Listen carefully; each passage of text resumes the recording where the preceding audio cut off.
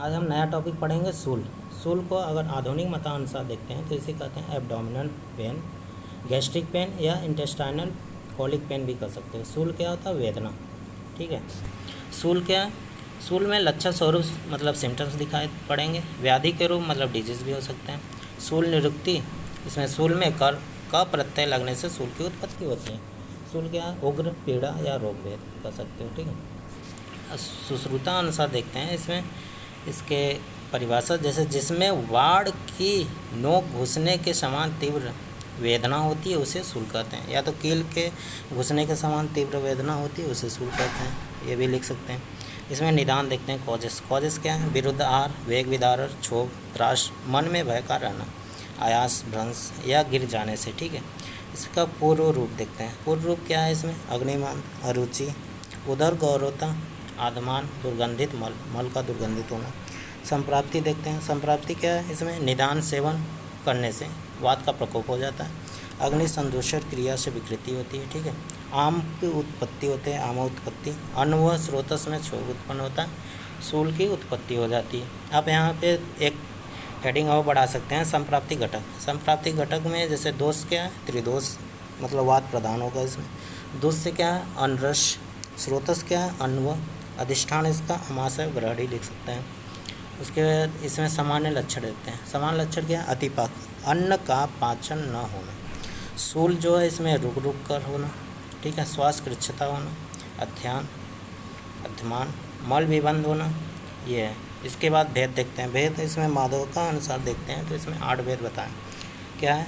वातज, पित्तज, कफस, वात पित्तज, वात कफस, पित्त कफस, सन्निपातस और आमज होते हैं।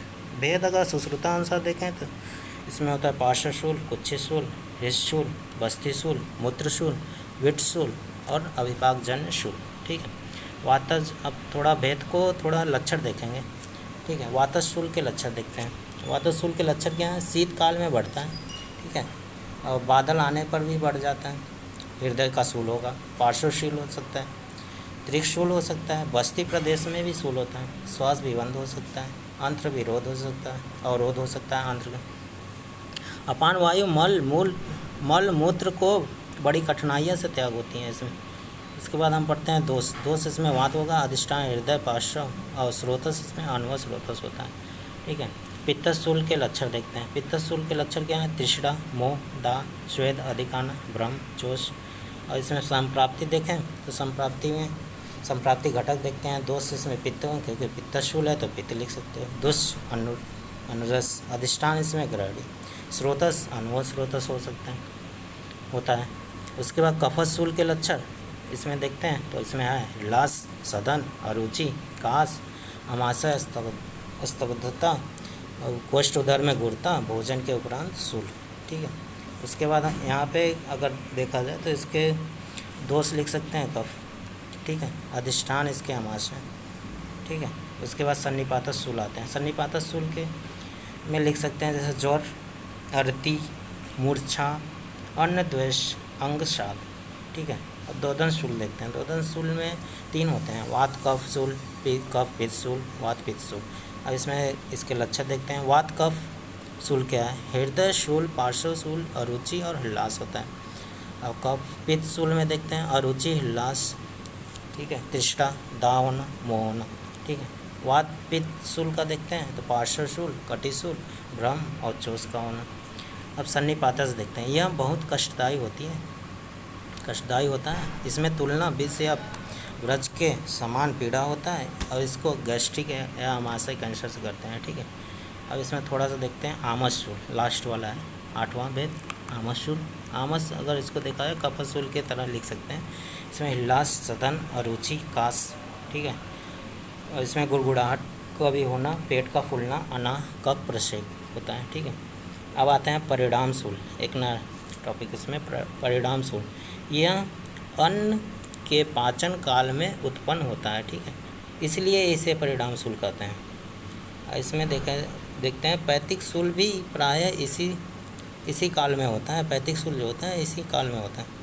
इसमें विशेष लक्षणों के आधार पर देखते हैं तो इसमें क्या होता है? वात प्रधान परिणामशील, और जैसे उसमें आटोप, अधमान, विबंध, बेचैनी, कंप होना, पित्त प्रधान परिणाम शूल देखें तो इसमें तृष्णा व दाह श्वेत खाना बढ़ जाना, और इसमें कफ प्रधान परिणाम शूल देखें तो इसमें वमन, अरुचि, लाश, वेदना का होना। अगर अकॉर्डिंग टू मॉडर्न देखा जाए तो इसे पेप्टिकल कर सकते हैं और एब्डोमिनल अल्सर भी बोल सकते हैं। और नेक्स्ट टॉपिक देखते हैं अनद्रव शूल। अनद्रव शूल क्या है? शूल भोजन पचने के समय उत्पन्न होता है। इसमें भोजन पचने के समय जो शूल होगा उसे अनद्रव शूल कहते हैं, ठीक है। या भोजन न पचने पर भी शूल उत्पन्न होता हो, इसका कोई नियत काल नहीं है, इसलिए इसे त्रिदोषज व्याधि भी कहते हैं। अकॉर्डिंग टू मॉडर्न इसको देखा जाए तो इसे गैस्ट्रिक अल्सर और क्रोनिक अल्सर भी कह सकते हैं। इसमें देखते हैं शूल के उपद्रव। शूल के उपद्रव क्या होता है? वेदना, अरुचि, श्वास, सर्दी, काश और हिक्का। अगर इसमें साध्य असाध्यता के अनुसार देखें तो एक दोषज जितने वो होते हैं सुख साध्य, और द्विदोषज जो हैं वो होते हैं कृष्ण साध्य। त्रिदोषज जो होते हैं और उपद्रव